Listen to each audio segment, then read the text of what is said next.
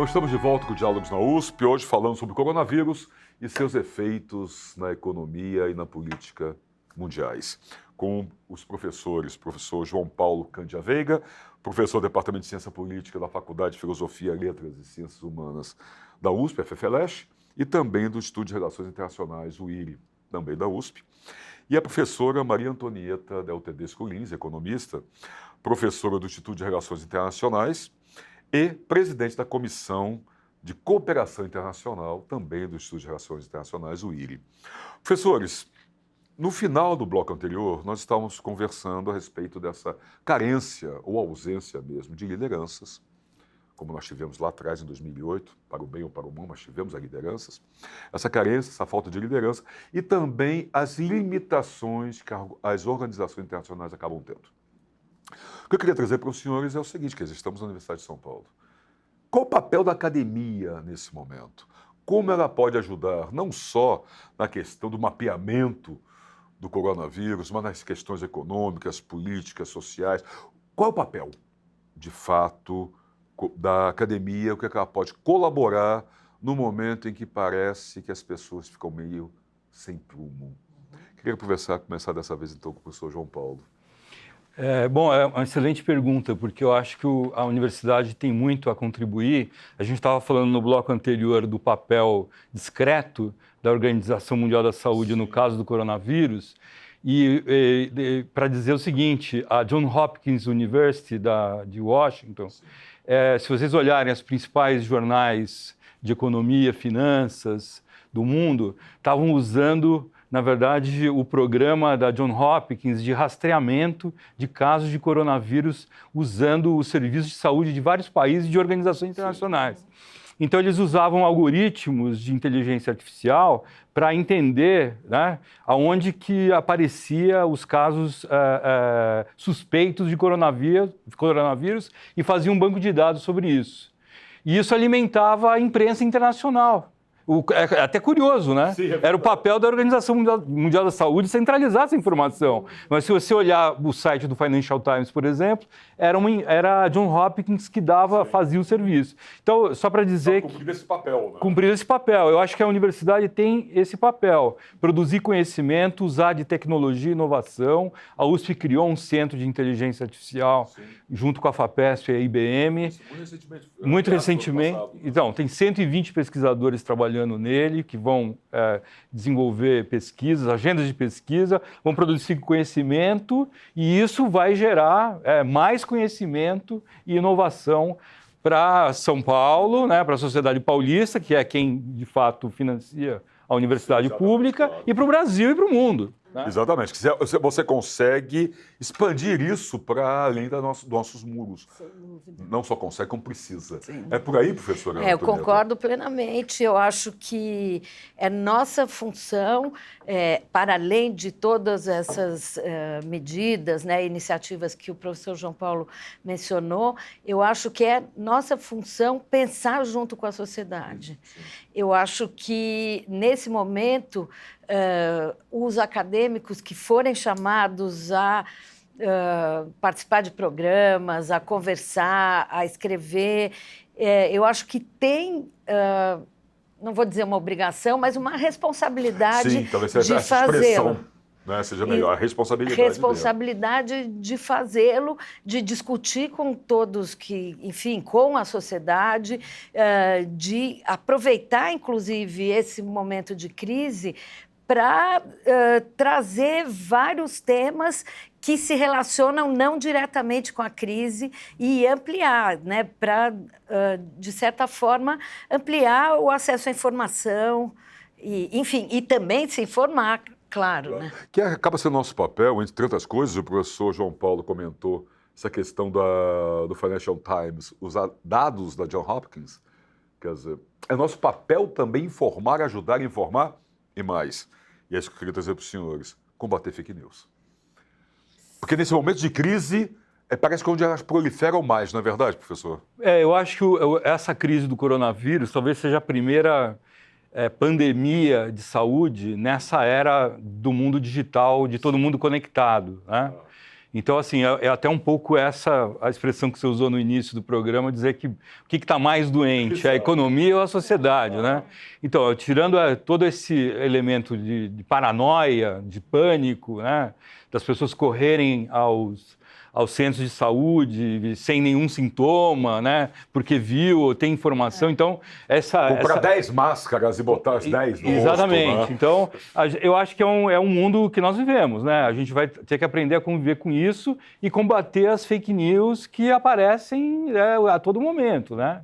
As teorias mais estapafúrdias, esdrúxulas sobre da origem do coronavírus, Sim, né? exato. Então, eu acho que o papel da universidade é esse, é separar, né, o que é conhecimento científico, a ciência, né, fazer a ciência instrumentalizar a política da melhor maneira possível para exatamente combater esse tipo de fake news e tudo que está por trás disso, né? Isso movimenta interesses, existem muitos sites de robôs bombardeando as redes sociais com informação falsa, né? Então, eu acho que isso, assim, vai precisar de muita regulação e de autoridade para você conseguir coibir esse tipo de iniciativa. Nós não temos o desenho institucional disso no mundo hoje, né? Então, o papel da universidade, da ciência é fundamental nesse contexto. É por aí, professor. Eu queria trazer para a senhora uma expressão que o professor João Paulo acabou de usar. Vai precisar de muita regulação e autoridade. Nós temos atualmente, seja no Brasil ou no mundo, muita regulação e autoridade para isso? Não, absolutamente não temos, né? Eu acho que, em particular, nesse tema das fake news, é muito mais grave, porque a gente não tem uma organização internacional, e não precisa ser uma organização formal, uma instituição e tudo, mas a gente não tem nem como coibir ou verificar, né? Ou controlar, né? Então, tanto os casos em eleições, né, que a gente já está cansado de saber, nos Estados Unidos, mesmo em outros países, e aqui no Brasil, também é muito difícil, primeiro, identificar, depois provar, depois ter uma forma de enforcement, né? Bom, primeiro, antes de ter o enforcement, precisava ter uma regra, e é isso mesmo. Exatamente. Não né? tem a tal regulação que não tem. E eu acho, se não me engano, mesmo internacionalmente, não tem, e poucos países têm, se é que tem, né? É o momento, então, talvez, aí a universidade, a academia, não a nossa especificamente, mas todas, seja Hopkins, seja a Universidade de São Paulo, seja Cambridge, o que for, Universidade de Wuhan, onde quer que seja, se comunicar melhor com a sociedade, professor, é essencial isso. Até para evitar fake news, como nós estamos falando agora há pouco, e eu estava vendo essa semana uma listagem de fake news que o G1 publicou, vai desde álcool gel não serve, tem que usar vinagre, até as coisas mais estapafúrdias, como o coronavírus já tinha sido previsto no desenho animado dos Simpsons. Sim, estava lá. E mexeram, manipularam o desenho animado para botar coronavírus na tela. E ele estava falando de uma outra coisa. Mas manipularam. Então vai de tudo. Das coisas mais, críveis, talvez, a questão do gel, o vinagre, por mais questionáveis que sejam, até as mais estapafúrdias, como os Simpsons. Quer dizer, a gente precisa se comunicar melhor, precisa chegar mais à sociedade, justamente para blindar essa situação ou para desmistificar esse festival de bobagens, digamos assim? Eu acho que, sem dúvida, a gente precisa se comunicar melhor, a universidade precisa se capacitar para conseguir monitorar, digamos, esse tipo de situação. Mas eu acho que as grandes empresas, as chamadas Big Techs, têm uma responsabilidade sobre fake news, deep news, que elas ainda não assumiram, né? Eu acho que a gente está falando aí de Facebook, Google, o Alphabet, né? O Amazon, elas têm uma responsabilidade que elas ainda não assumiram. E estão, na verdade, disputando, né, vantagem competitiva entre elas sobre qual é a regulação que vai prevalecer, se deve ser do Estado, de uma organização internacional, ou se deve ser autorregulação. Né? Algumas delas dizem que não precisa de regulação, que elas têm as ferramentas, né, os algoritmos para limpar as redes sociais esse tipo de ocorrência, o que eu acho uma coisa muito complicada e perigosa. É complicado. E a gente tem visto que não é bem assim. Exatamente. Né? Por aí, professora, eu só concordo. Sim. Quer dizer, eles não assumiram porque não tem instrumentos para tal, ou não assumiram porque acham que não vale a pena ou não querem assumir agora? Não assumiram, eu concordo plenamente com o João Paulo, não assumiram porque estão competindo entre si. Exato, vira uma competição.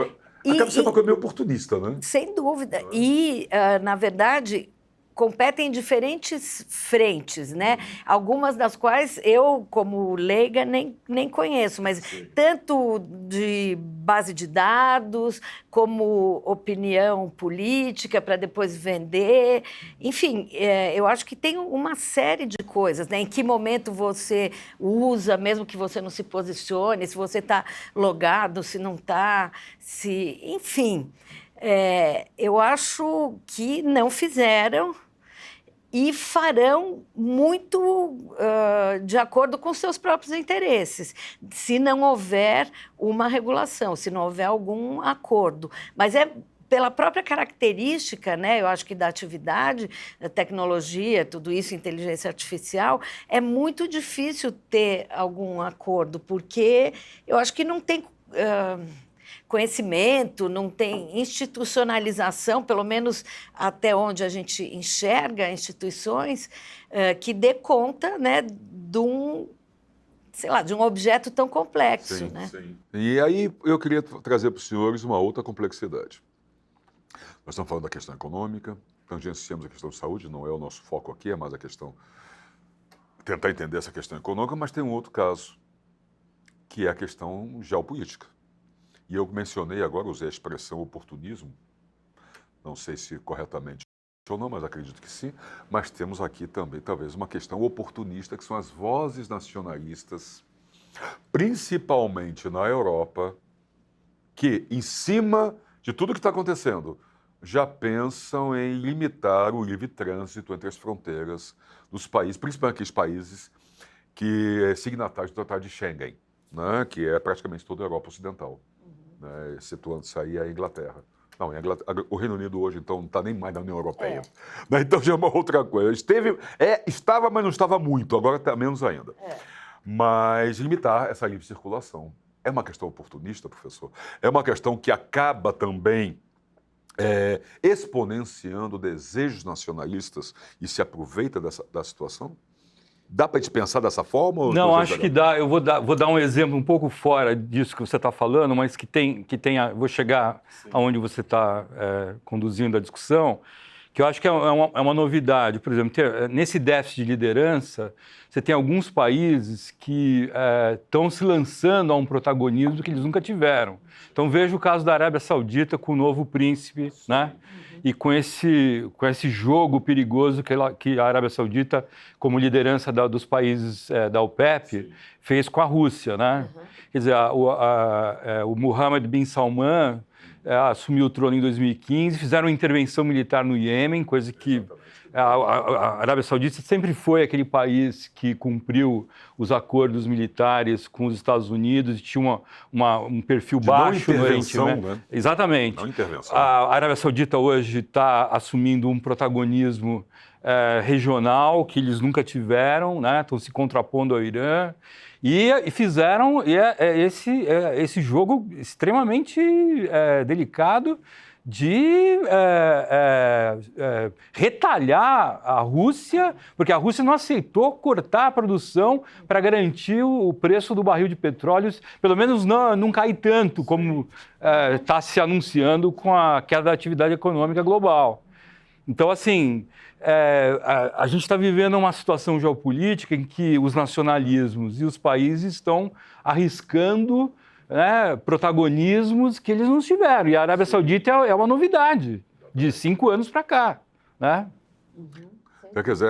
Quer dizer, na verdade, eles estão botando fichas demais num jogo que eles não sabem, de repente, muito como está sendo jogado. Pode-se usar essa ilusão? Quer dizer, por aí, quer dizer, essa expansão ou essa vertente nacionalista acaba se aproveitando da situação para bancar mais? Acho que sim. Agora, por um lado, né, eu acho que a gente pode falar assim, não, tá, se aproveitaram. Por outro lado, dizer o que a Itália fez de se fechar, está certo ou está errado? Quer dizer, em que medida isso tem uma inspiração nacionalista ou isso é uma medida completamente desesperada? Eu acho que tem tudo meio mesclado, porque eu vejo pouco essas cartadas, né, como estratégicas. Eu acho que parece que muitos países não estão sabendo o que fazer, ou não têm um plano. Sim, exatamente. O que é normal claro. Numa situação de crise e uma crise diferente. Foram todos pegos desprevenidos. Exatamente. É diferente da pandemia anterior também, né?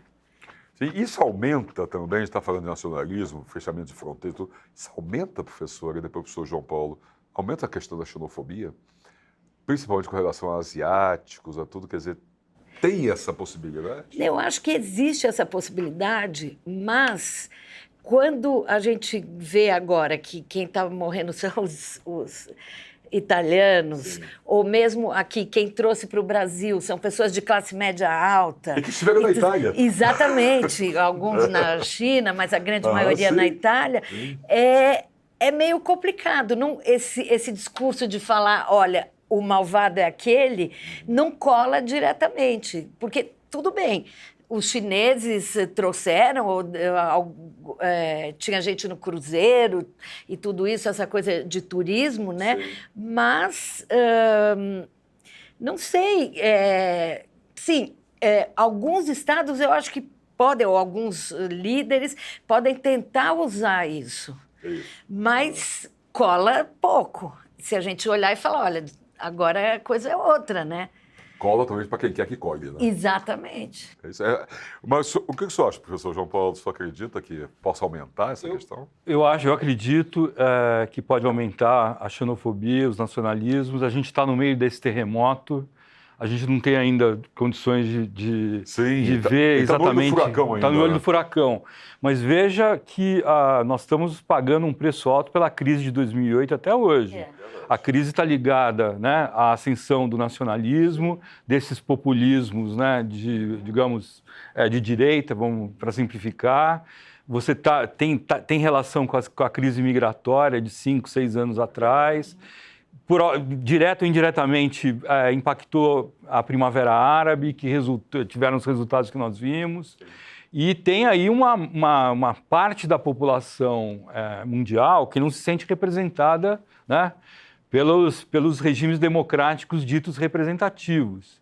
E essa crise, nós não temos a menor ideia como isso vai, digamos, revolver esse terreno já bastante movediço, sim, né?